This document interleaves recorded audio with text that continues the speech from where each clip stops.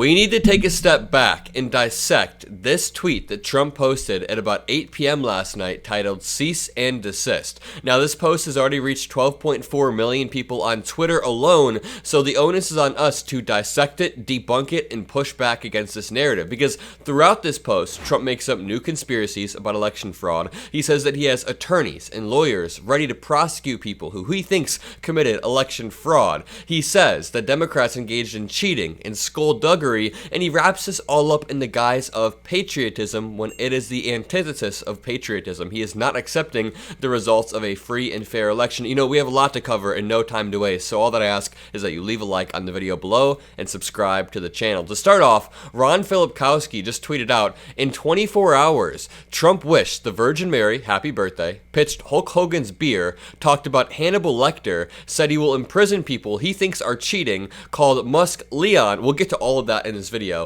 forgot Burgum's name, called Brian Breyer, Keystone Keystown, and Tampon, he just can't speak lately, said if he loses, Israel will cease to exist, nuclear war will begin, this will be our last election, the Colorado governor will flee the state. He posted an ad for digital NFTs that I broke down yesterday. He ranted about Kamala standing on a box at the debate and wrapped it up by saying schools are performing trans surgeries on kids. Quite a 24 hours. And before we break down this tweet, I just want to point out the double standards that exist within the mainstream media right now. Because if Kamala Harris were to send out a tweet even half as inflammatory or full of caps as Donald Trump's tweets, or if she even had a typo in her tweet, the same way that Trump has typos all the time, I think all of the mainstream media outlets, all of the Tim Pools in the world too, would be reporting on it like Kamala Harris has lost her mind, she misspelled something, and Trump just has free reign to misspell whatever he wants. So Donald Trump on Truth Social, first of all, has been posting about a Hulk Hogan beer.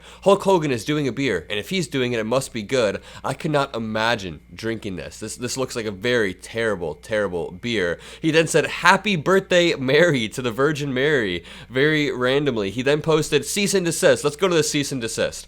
Cease and desist. I, together with many attorneys and legal scholars, am watching the sanctity of the 2024 presidential election very closely because I know, better than most, the rampant cheating and skullduggery that has taken place by Democrats in the 2020 presidential election. It was a disgrace to our nation. Therefore, the 2024 election, where votes have just started being cast, will be under the closest professional scrutiny, and when I win, he says, these people that cheated will be prosecuted to the fullest extent of the law, which will include long-term prison sentences so that this depravity of justice does not happen again. We cannot let our country further devolve into a third world nation, and we won't. Please beware that this legal exposure extends to lawyers, political operatives, donors, illegal voters, and corrupt election officials. Those involved in unscrupulous behavior will be sought out, caught, and prosecuted at levels unfortunately never seen before in our country. So there's a lot to break down here, but before we do, can I just say that after I read this a few times, I threw it in ChatGPT and just asked the simple question, what do you think this is? And they said, this statement appears to be a political warning or a threat, commonly referred to as a cease and desist.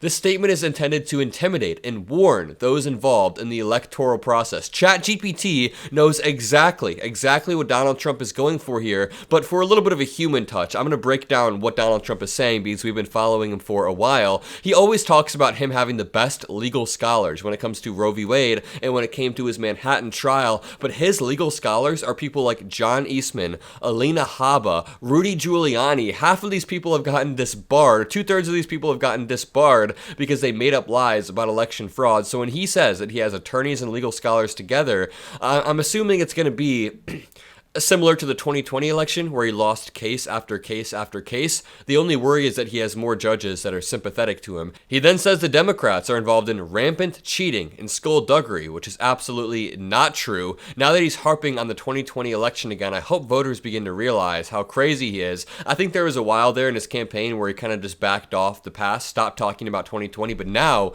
he is back. He says it was a disgrace to our nation. Therefore, the 2024 election, where votes have just started being cast, will be under under the closest professional scrutiny. Now, this part kind of scares me. Closest professional scrutiny in the Donald Trump world is, again, like Rudy Giuliani poll watching while he's still in his pajamas. No, but for real, I've been to Trump rallies, and I've asked these Trump supporters how they plan to stop election fraud, and there are big dudes that say, yeah, I plan on poll watching. I'll be watching the polls. I'll be making sure nothing's going wrong. So this could very well be a broader voter intimidation tactic. I think it will be, this poll watching stuff, and Donald Trump is already doing the voter intimidation. Those people that cheated will be prosecuted to the fullest extent of the law, but who decides if they cheated? So just think about this. Donald Trump already went through the court system, and the courts found that nobody cheated. So if Donald Trump gets back into office, he's going to punish the people that cheated in the 2020 election, but if the courts said that nobody cheated, who decides who cheated? It's going to be Trump unilaterally saying, well, it seems like Dr. Fauci might have played a role. It seems like the Hunter Biden laptop people might have played a role. Back to the tweet. Those people that cheated will be prosecuted to the fullest extent of the law, which will include long-term prison sentences. So this depravity of justice does not happen again. So you're saying that Dr. Fauci, these people are going to get long-term prison sentences, whoever Donald Trump thinks interfered with the election. And he could choose anybody. He could say it's anybody. We cannot let our country further devolve into a third world nation, and we won't. Man, for somebody who claims to love America, he's always talking about how we are a failing third world nation. I think we're a pretty beautiful country. I don't know where you guys live. Let me know in the comments below what state or city you live in, but I'm assuming it's a pretty nice area, whether you live in a city or the suburbs. I mean, generally, it's pretty nice relative to other countries. The idea that America is a third world nation is just insane to me. Please beware that this legal exposure extends to lawyers, political operatives, donors, illegal voters, and corrupt election officials. This is intimidation. This is straight up intimidation of lawyers, of political operatives, donors. He is wanting everybody to fall in line. Those involved in unscrupulous behavior will be sought out, caught, and prosecuted at levels unfortunately never seen before in our country. This is absolutely dictatorial, authoritarian rhetoric, and you guys agree, right?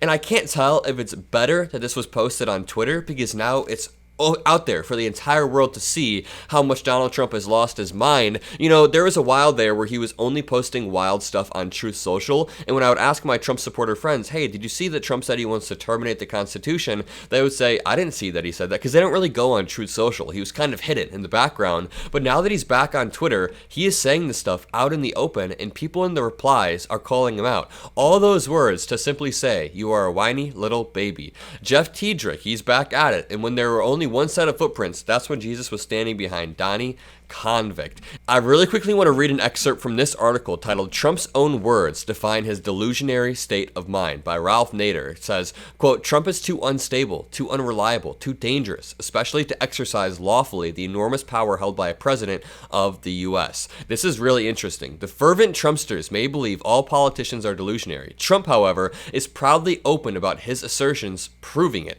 He is a bombastic blowhard who rants and raves in all directions. Trump is too unstable. I already read this line. In our book, we assembled Trump's own words to define his delusionary state of mind. He made these boasts without a smile and in all seriousness. And this is all real. I'll read a few, but you'll get the idea.